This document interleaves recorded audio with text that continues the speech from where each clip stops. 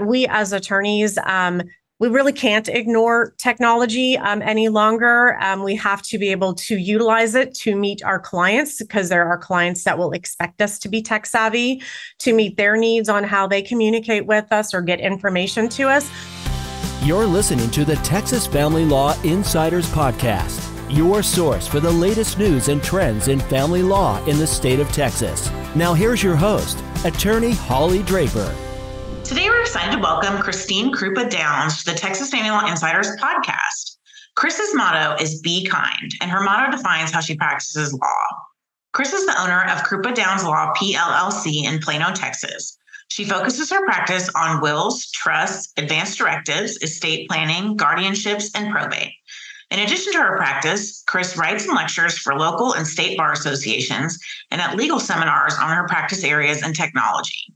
She's a member of the Collin County Bar Association, the Dallas Bar Association, and the Texas Bar College, and she's active in the State Bar of Texas, where she serves on the board of the bar's Computer and Technology Section Council. Chris proudly serves on the boards of This Side Up Family Center, an organization providing parenting and family-based education, and City House, a homeless shelter for youth in North Texas, and she's active in the Junior League of Collin County. Thank you so much for joining us today. Well, thanks, Holly. And just a clarification, that a couple of those boards you mentioned, I was proud to serve on them prior, and they're wonderful organizations. Well, you need to update your website. I do need to update my website. And so I've made a note of that. That's our first tech tip of the day for all. It is. We should keep that in. Tech tip of the day. Don't forget to look at your bio on your website. Yes. So why don't you tell us a little bit about your background? Sure. So my background, before I became a lawyer, I worked in a sales and marketing company focused in the technology sector, where we were a manufacturer's representative, i.e. a sales team for publishers and developers of computer software. So the company represented companies like id Software, the creators of Doom and Quake, the first really massive multiplayer first-person shooter games that came out in the 90s, LucasArts Entertainment, and other amazing publishers of computer software. So that background led me into a love for technology. So as I worked in that company and in that industry, I got to see the evolution of technology, from DOS to the first Windows to Windows 95 and all of its evolutions and the changing technology, and just really sort of fell in love with what technology could do for us and how can it make us have better lives and easier lives. And I brought that into being a lawyer. So how would you describe your current practice? My current practice is focused on guardianship, estate planning, and probate law. So I like to help people plan for what will happen when we're not here anymore through estate planning and trusts. There for the families when we have a death through the probate process. And then what I also do is guardianship laws with a focus on the families with children with special needs. So some of those families, their child will not be able to continue to make on their own decisions after 18, and they need a guardianship in order to do that, to keep caring for their child. So I focus exclusively on those areas.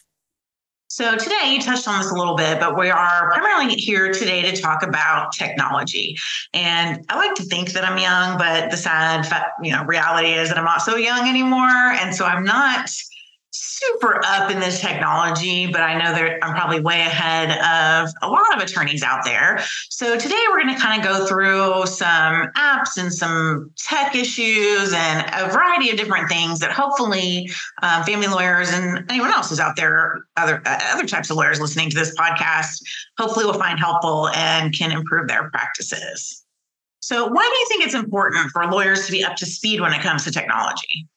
Well, we have an ethical obligation to do that, Holly. We really do. So in 2019, our Texas rules of professional conduct were modified for Rule 1.01 and changing paragraph 8 to actually explicitly state in there now that we have a duty to be competent and in the practice of law, but also including the benefits and risks associated with relevant technology. And I think what we can take away from that is that we as attorneys we really can't ignore technology any longer. We have to be able to utilize it to meet our clients, because there are clients that will expect us to be tech savvy to meet their needs on how they communicate with us or get information to us. But yeah, we also have to be able to utilize those tools ethically to understand where our data is stored at, cybersecurity, and those types of topics, which is a little bit outside the scope of what we're going to be talking about today when we just focus on some tech tips and everything. But don't ever forget the risks associated with it, of needing the proper password protections, firewalls, security risks, knowing where your data is stored if you're completely in the cloud and who might have access to your data. So it's really all about this ethics moment that has come about in our rules that tells us we have to understand technology. We can't ignore it. So we're going to go through a variety of different types of either programs or apps or services that attorneys can use. They may find either helpful or that they truly need in their practices. So let's start by talking about scanning. Tell us about some different options there and why they're important. Right. So most of the tips on scanning today, to me, revolve around, we have our client and they need to return something back to us that they've signed, or they need to send us a document. As a family law attorney, I'm sure that there's times clients have to give you maybe some bank records or other documentation that supports their division of property and the things that you're working on for them. As estate planning attorneys, our probate attorneys will have the need for a client to sign off on an oath to get appointed as the executor of the estate. And they have to get those documents back to us. So this is why understanding different options for scanning is important for us, because often me, and I know other attorneys that I talk to, will end up with a client using their phone to take a picture of something. And then we're stuck with a document that we really can't use. It's not PDF. We've got the entire desktop in the picture frame. So some of these apps and little tips are ways to hopefully maybe share with your clients to utilize their technology to get you real paper. So what are some of the apps that you find helpful in that regard? So first, I like Adobe Scan. So we should all be familiar with Adobe if we use Acrobat, or if we use DC, which is their digital Adobe now that's available out there, the digital creative. And so this is an app that we can put down on our phones. It can be on Android phones. It can be on our iOS phones, our Apple phones. And it can link to our Adobe subscriptions if we have one. For us, if we use it ourselves, I actually do scan with it sometimes. If I have a legal size document and I don't have a legal scanner, I'll use my app to scan. But for clients, it's free. Adobe Scan doesn't have any cost associated with it, unless you want a higher plan that stores more documents. But just to do like a one-off thing, there's no charge for it. And it's a great way to tell our clients or ourselves to use a scanning app that will actually, when you put your camera over it, see the perimeter of the document, clean it up, make it crisper, make it cleaner, save it to PDF. And you can use Adobe Scan to capture whiteboards or business cards or receipts or our traditional 8.5 by 11 sheets of paper. You can open things within Reader and make notes on them. So it's a great tool for scanning. What about Office Lens? Office Lens is another great app for scanning. It actually is through Microsoft. So any of us who subscribe to Office 365 can get Office Lens as part of the apps that we can download onto our phones or digital platforms. And it, again, captures whiteboards. It captures documents and business cards and receipts. It saves them as PDF. You can save those documents and link them directly to your OneDrive account if you use OneDrive for your online storage as an Office 365 user. You can send it into Word or PowerPoint, even OneNote, which I think OneNote is actually being phased out by Microsoft. You can actually write on images in here too as well. So it's just another great option to where if someone didn't want Adobe Scan or one of the other ones I'll talk about in a moment, and they already have an Office 365, they can just go ahead and pop in Office Lens as an option. Okay. What else do you have? Genius Scan is another one. So Genius Scan is one that a lot of my friends that use Apple products really like a lot. Again, just like the other two that I talked about, it's a way to take a picture, convert it into the PDF, into the document, do multiple pages very easily, to where if I've got like a 2-page document here and I was taking the pictures of 2 of them, merging it into one full document, cleans up images, will help crop them, make them crisper, take out shadow removal. So if my client is taking the picture and they've got the shadow over the document, you can utilize it to crisp it up, to clean it up, to remove those shadows. Adobe does that as well. Office Lens, probably not my favorite for that kind of cleanup. Adobe, I think, and Genius Scan do it much better. Which of these do you think is the most user-friendly? If we have a client that's maybe older or just really not very tech savvy, which is the go-to one you would recommend? Which is the go-to one? For me, I would throw out that I think it would probably be Genius Scan would be the most easiest, friendliest one to use. I mean, Adobe is simple, but to me, it has a few more click points when you turn it on and what you have to click and looking for the lines versus Genius Scan. But for someone who is maybe tech savvy, but not so tech savvy, there's actually 2 ways in which you can just simply use the camera in the phone to do it without even needing an add-on app.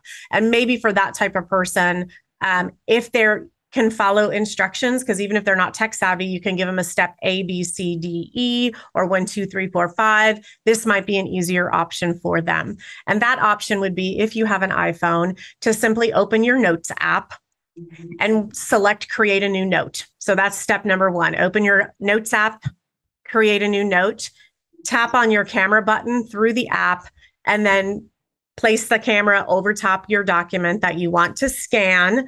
It will take a picture of it because you're in view. So that's step 1, 2, and 3. And then if you have your iPhone in like auto mode or auto camera mode, which I think most people probably default to if they're not tech savvy on their phones, it's going to then utilize that notes and what it sees to make sure it perimeters around just the document and not bringing anything else in. You simply then hit tap your save button.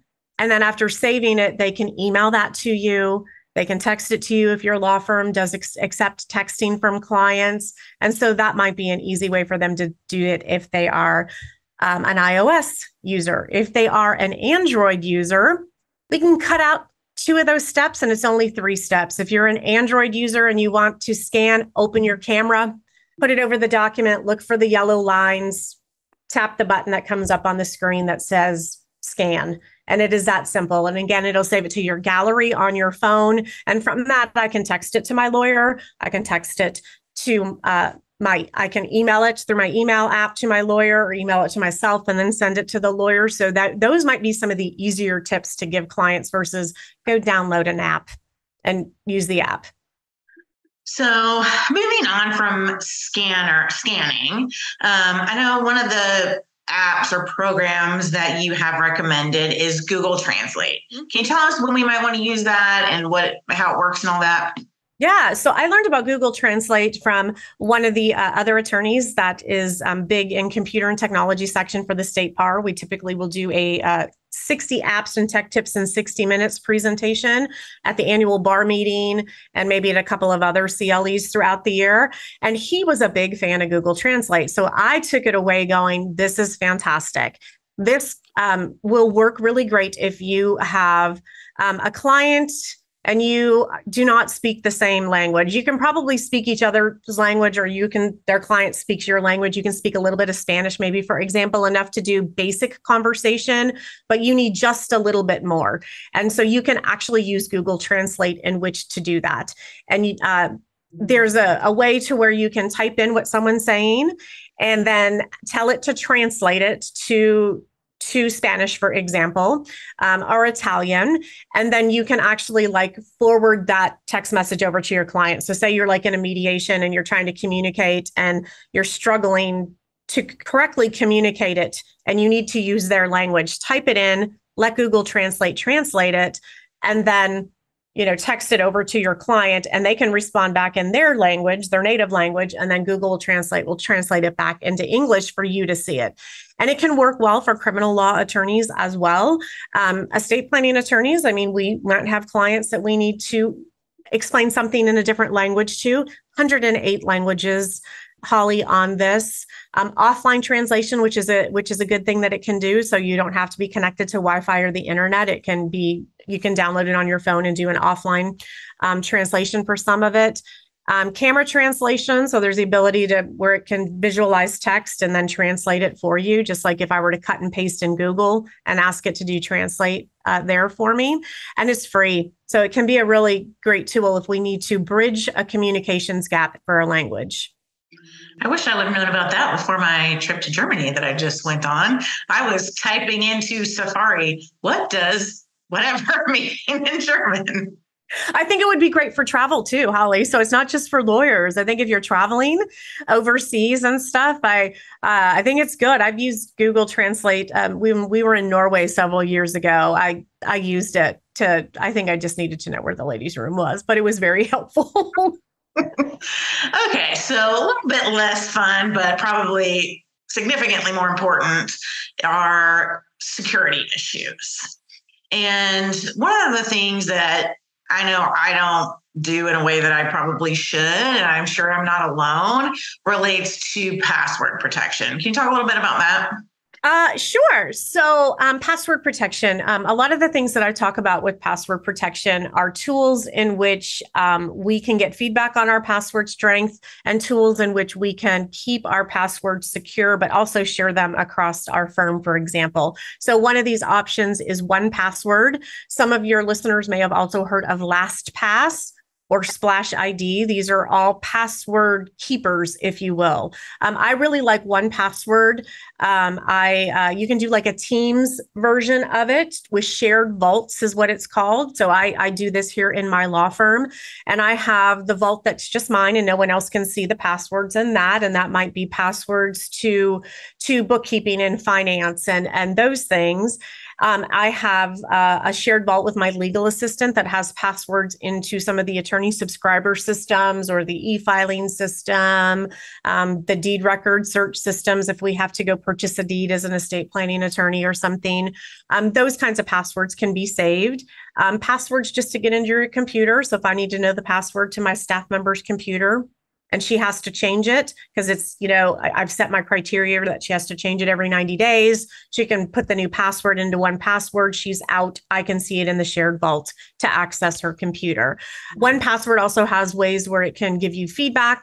It can help you generate your passwords as well. So we know sometimes passwords have to be 10 to 12 characters, upper and lower case, special characters, numbers and alphanumeric. So whatever it tells us, you can say within 1Password or even Splash ID or LastPass to generate a password based on that criteria for us. And so it's a great way to keep all your passwords in one place, share them with people, keep them secure, get some feedback on it. So with a program like 1Password, does it remember your passwords for everything and you really don't ever have to log into them, or how does that work?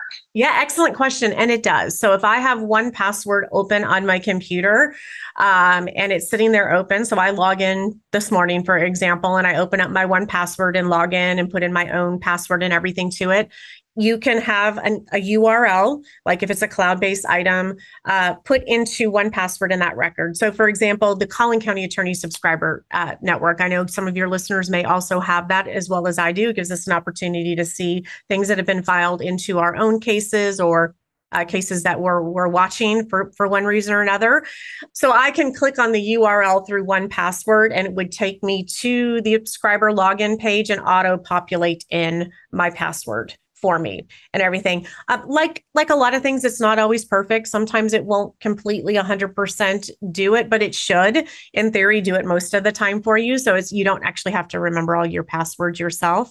So if you just go to the website through Chrome or whatever, it's not going to plug it in. You have to go through 1Password. You do. If you use LastPass, you can actually put a plugin into your Chrome where LastPass will do a plugin into Chrome and give you that functionality that you're asking for. 1Password really doesn't have that functionality, or let me caveat that. It might, and I don't know about it yet. And if it did, it would not be something that I would do. I personally am not a fan of having extensions in Chrome that save passwords and do things like that, because I'm very risk adverse to where if I stepped away from my computer for a few minutes and it was still on, that someone walks in and touches my browser. And because it's got that extension and it's saving things, they can get into things I would prefer that they not get into. So I'm always that person that shuts myself down, that doesn't allow a lot of that to happen. I'll go re-enter passwords just for a next level of security, but we're all going to vary on what we're comfortable with on how that would work for us. So in terms of internet security in general, or security related to our hardware, computers, things like that, what are some security issues that attorneys should be aware of, or programs we might want to consider? I think all of us need to make sure the basics, and I think every one of your listeners is going to know this. Make sure that your computer has some type of virus software and malware software on it, something that's going to continually monitor your usage. It's not just going to look at your internet sites. It's also going to scan your email as well to make sure if you get a suspicious link in your email, it's going to stop it. It can try to stop you from clicking on it by telling you not to click on it, say a threat has been detected, or if you happen to click on it. One of my favorite products that does this is called AVG Internet Security. Of course, I think most of us know about Norton and McAfee and Windows Defender and some other ones, but AVG is my favorite and has been for over 25 years.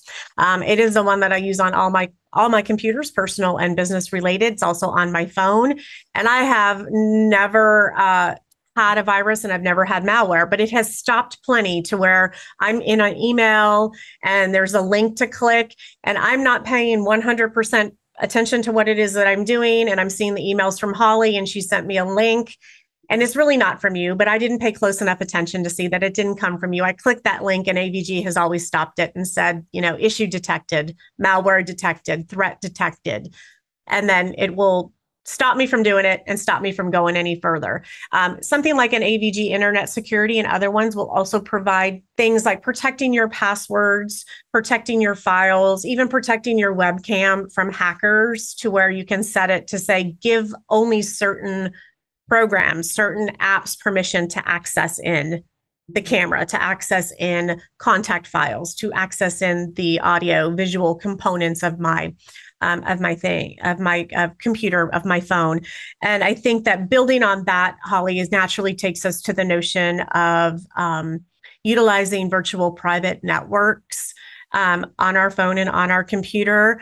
I think that virtual private networks are more important on our phones than necessarily on our computers if our computers are already secure, because we've got internet security and malware and virusware on our computers. Maybe we even have our IT people who have set us up with firewalls through our routers and things like that, depending on the size of our firm. But so many of us don't have it on our phone. When I typically ask this question when I do this presentation in person, I'll be like, how many people use a virtual private network on their phone? I maybe get one or two people that raise their hand to that. What's a virtual private network? It's exactly what it sounds like.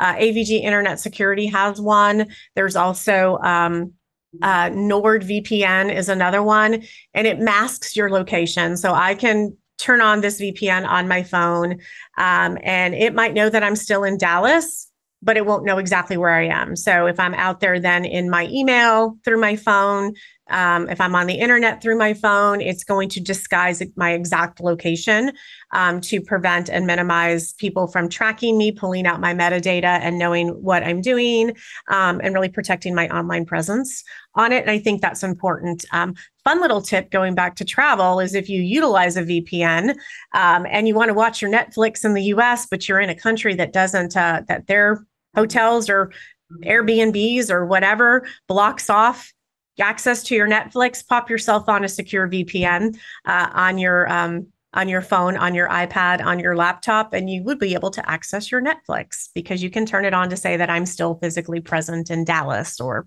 something like that. Yeah, I noticed there were several articles that I tried to click on when I was overseas, just related to, our high school football team or whatever. Nothing super important, but there were certain sites where the site was blocking the fact that I was trying to access it from another country. So if I had a VPN that was masking my location, I assume I then would have been able to read those anywhere. Yes, your assumption would be correct. If you had your mass location still placing you within the boundaries of the US, you could have seen those articles and been able to catch up on what the football team is doing and what's been going on with that. So that's another reason secure VPNs are good, because we might be monitoring a news story that might be blocked to us when we're in a different country. And so it could be a great thing for all of us to have. And what I also like about them is if I'm just sitting there and I'm at Starbucks and I'm working on my work email from my phone, waiting for my drink order inside because I'm going to meet someone for networking coffee or something with a VPN, then, masking my location, then chances are if someone's sitting around me with any type of reading device or anything that's trying to pick up the wavelengths, if you will, of what's coming off of my data, hopefully it's going to stop that or minimize it because I'm protected behind a secured front. This episode of the Texas Family Law Insiders Podcast is sponsored by the Draper Law Firm, providing family law appellate representation across Texas. For more information, visit draperfirm.com or call 469-715-6801. So backtracking just a little bit on the, security for antivirus, malware, things of that nature. I know whenever I had PC computers, 100% you had to have Norton or McAfee or something for all of those services. Do you also need that on Mac, or does it automatically come with those sort of features, or is it not susceptible? I'd kind of heard that you only get viruses if you're on a PC. Yeah.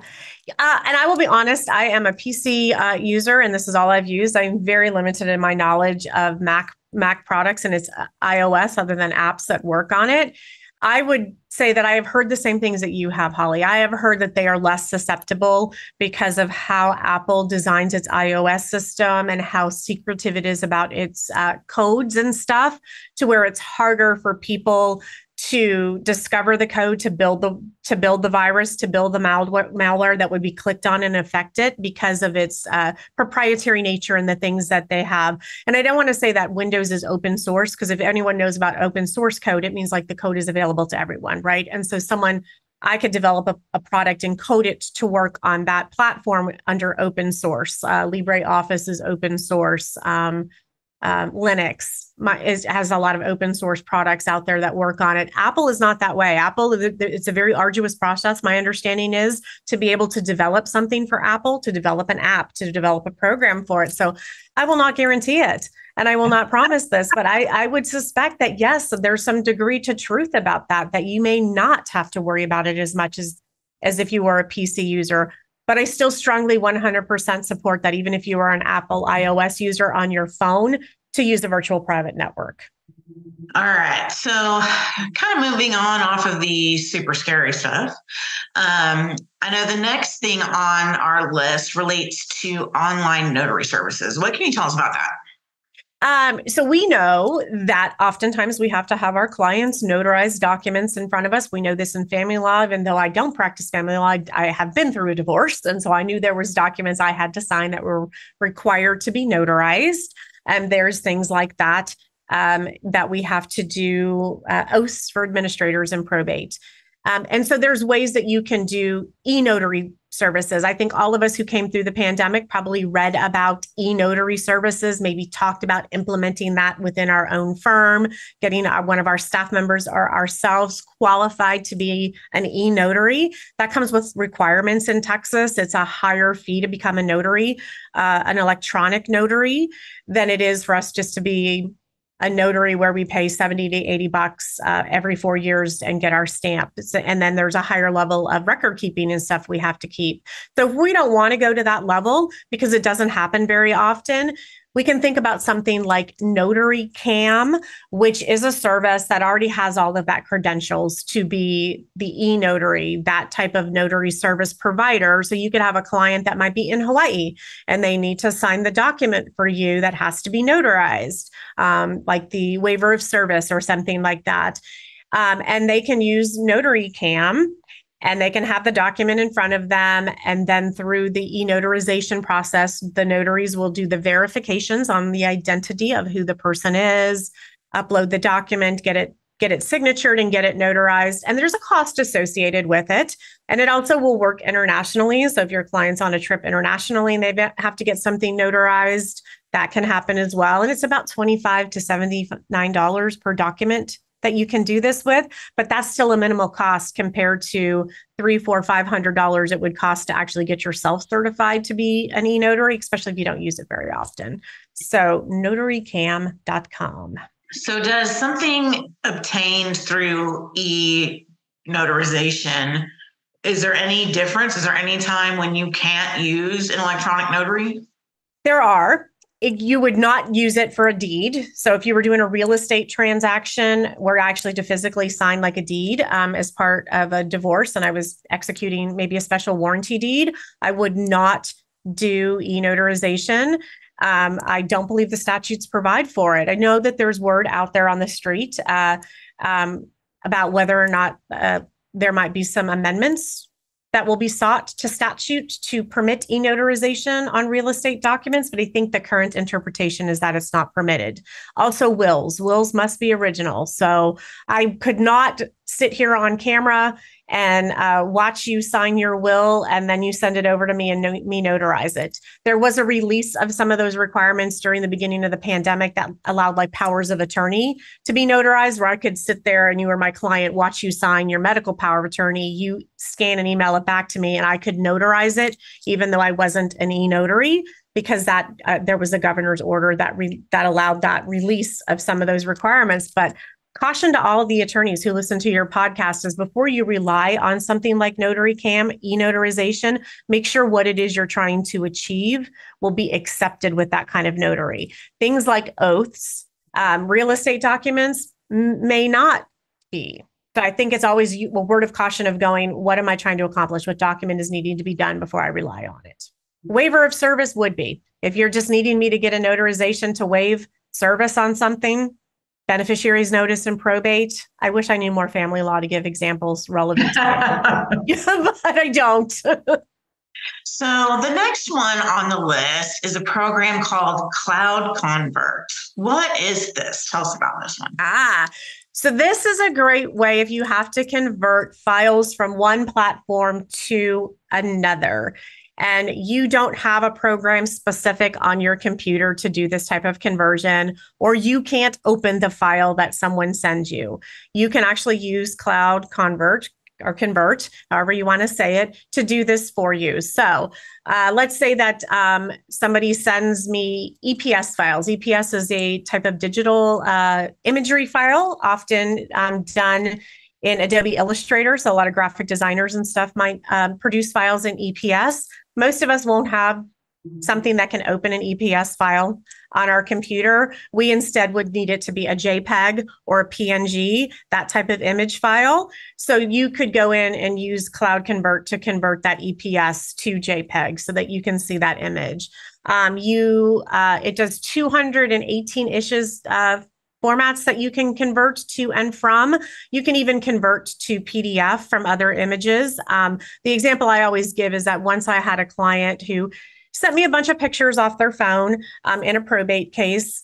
And I had, yes, I could merge all those together in Adobe Acrobat and take those all to PDF, but there was a ton of them. There was a lot of them. So that was going to take a lot of bandwidth and a lot of time off my computer to do it. Whereas I could just go to the Cloud Convert program and like upload all of these files in, and in the background, just let it do its thing. And when it was done, it let me know. And I could then go pull all these down as one big PDF file. That was easier for me then to be able to make it optimal character recognized, search for the term I was looking for. That was helping us with the case. So, the other great thing about this product is that, it is online. It has a 0 level where you can do 25 conversions, typically for no cost at all after you set up your account. Conversion minutes above that will come with a cost and increments of the number of minutes you're converting, but you can link it to your OneDrive or Dropbox or Google Drive. So you can have it linked into where it's, after it's done what it needs to do, it's sending it off to your cloud files somewhere else.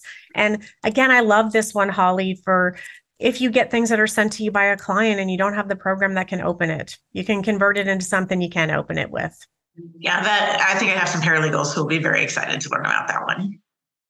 And next up, we have a couple of apps related to texting. And I know as in family law, we use text messages from our clients all the time.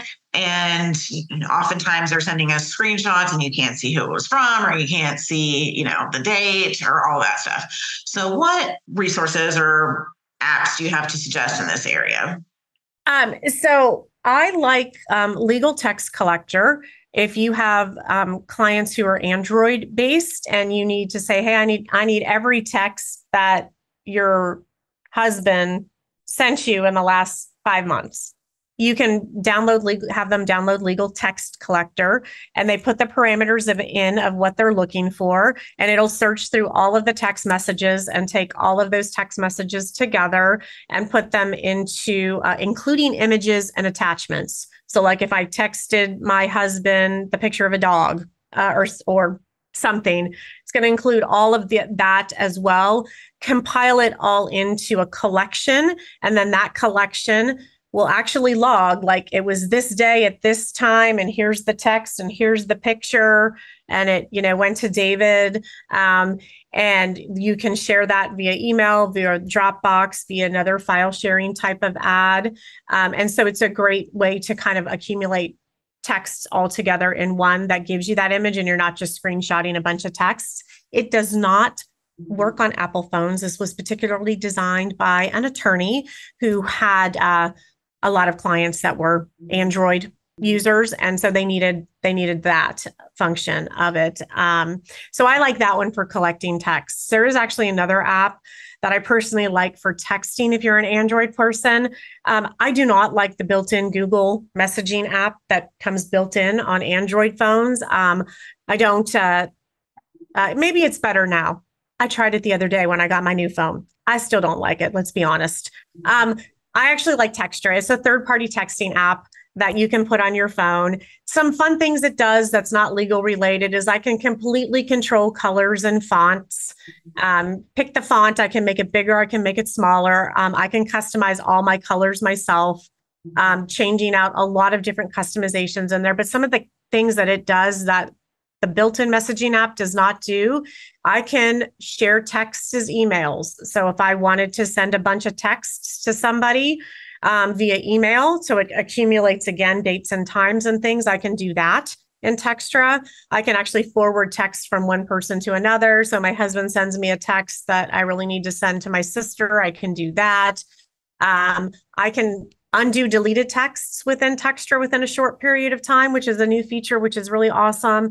I can block list and blacklist numbers. So if I'm constantly getting text messages that are spam, I can blacklist them or block list them.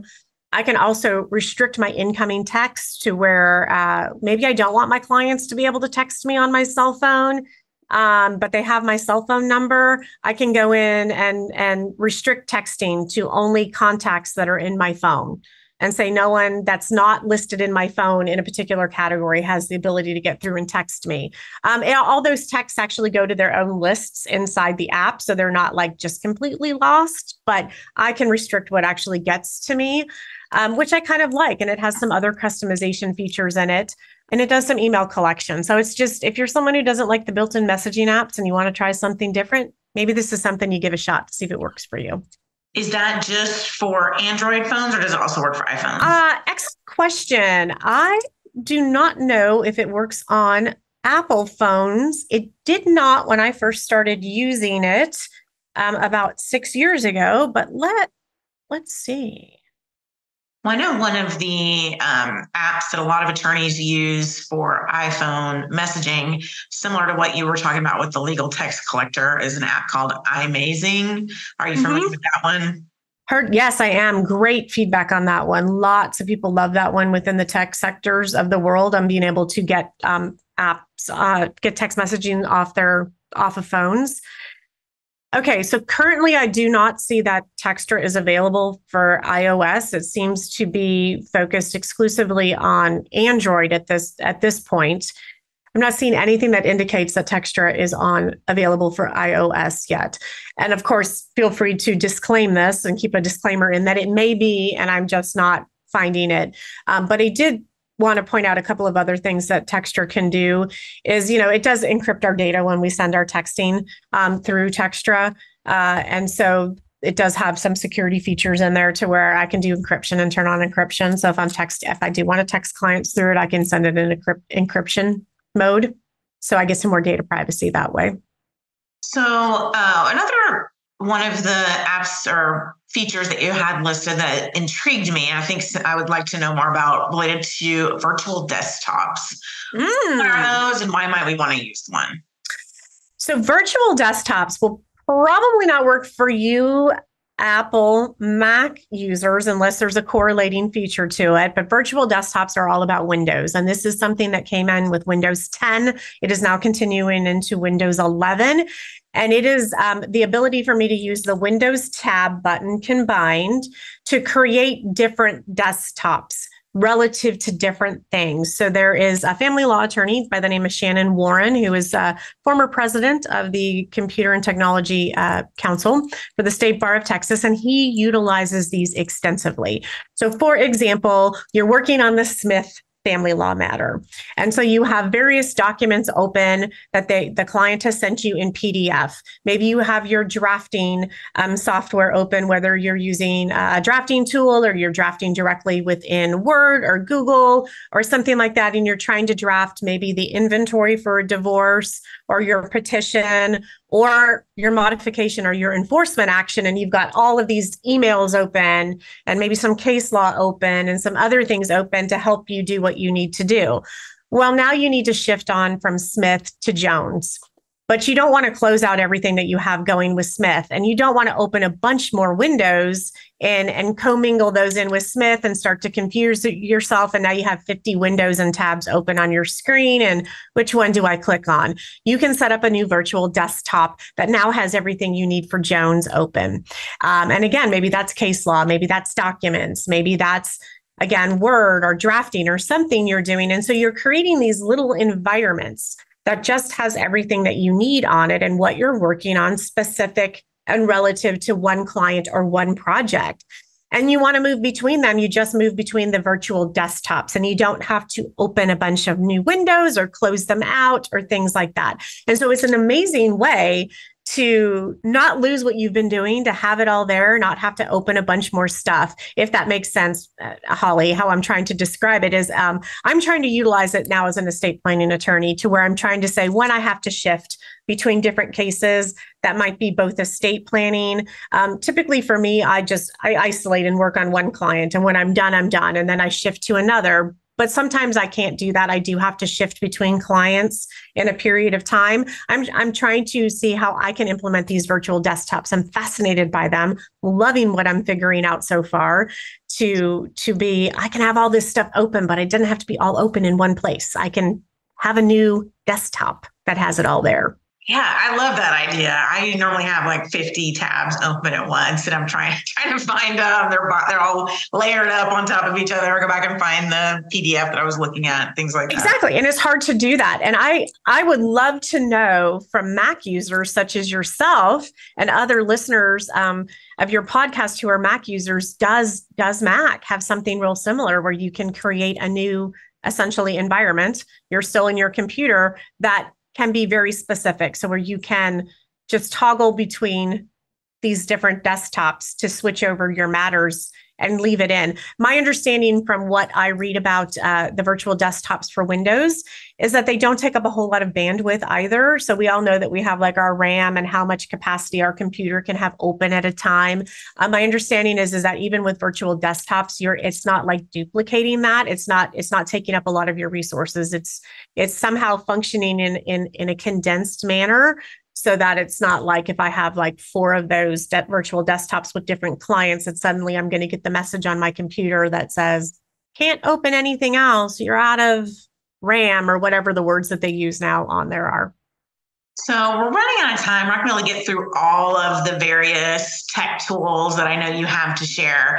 But with the time that we have left, are there any particular apps or programs or services that you think are must know for lawyers? I do.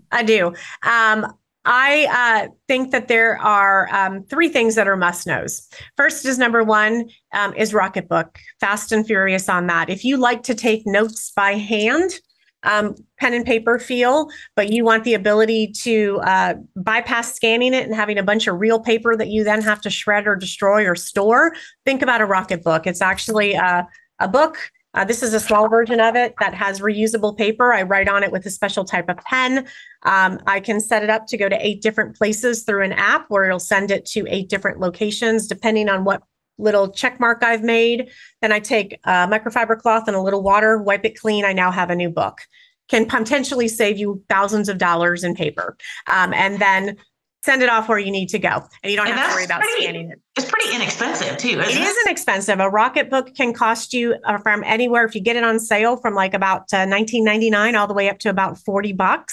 It was on Shark Tank. Rocketbooks were. I discovered it early 2020, pre-pandemic, and I love it. I think it's amazing because I just don't have to have paper too much anymore. It serves my purpose of it. So I think look at a tool like that. And then the other must knows, a lot of these, but I said I'd limit it to 3. We'll skip over some of these other fun ones, and maybe someday we'll do a part 2 and bring some of these things in. Part 2 would be the snipping tool, again, Windows related. Snipping tool is a function within Windows. You can just search in your search bar in your Windows and say snipping tool. It should already be preloaded into your computer. Turn it on, save it to your desktop. Let's say I've got that big old PDF open, or I've just got a website open, and all I care about is snipping off this small little part of it. I don't want to print the screen. I don't want the image of the whole everything. I literally just want this part. A snipping tool, amazing thing to snip it off. Then I can put that into PowerPoint. I can put it into Word. I can put it into an email and just snip off that one portion. Maybe I'm just even saving that image because it was part of a case that I was interested in that I can put into a client file. Snipping tool, take a look at that. And then the third one, so many, but the third one that I think that I really want to end on is just letting people know about the computer and technology section app itself. It's called Texas Bar Legal. It is available for Android and iOS users. So go to the Apple Store or to the Google Play Store. You get this for free if you join the computer and technology section through the State Bar of Texas for $25. This app can be on your phone. It can be on your iPad, and it is a way for you to carry around code sections with you. You can download the family law code. You can download the estates code, the trust code, our rules of professional conduct, the criminal code. It comes with Google Scholar, so you can see case links and hyperlink out into Google Scholar to take a look at that link. You can annotate, you can save. So if you're sitting there and you're at the dentist office waiting for your kid and you're wanting to do a little bit of research about a particular code section in the family law code, go in, look it up, read it, save it, annotate it, send it to yourself an email for help on your case later. Totally worth the $25 to join the computer and technology section for the State Bar of Texas. And I'm sure you probably get some other nice perks with being in that section too. You do. You get access to some recorded things called there's Circuits, which is a newsletter that kind of keeps you up to date on changes within the technology law. So if you are someone who is really into like things about like cryptocurrency and cybersecurity risks and things like that, Circuits newsletters usually has great articles contained in it by some amazing lawyers who specialize in some of those more in-depth sections of our law related to cyber and security and the use of technology. And then there's also some little snippets on the section's website that will say, hey, if I want to know how to do like a mail merge, how do I do that? If I want to learn how to use a online keyboard shortcut, how do I go do that? And so there's some really great perks that come along with the section as well as CLEs that they will do throughout the year. Perfect. So one last question I like to ask everyone who comes on the podcast is, if you could give one piece of advice to young family lawyers, what would it be?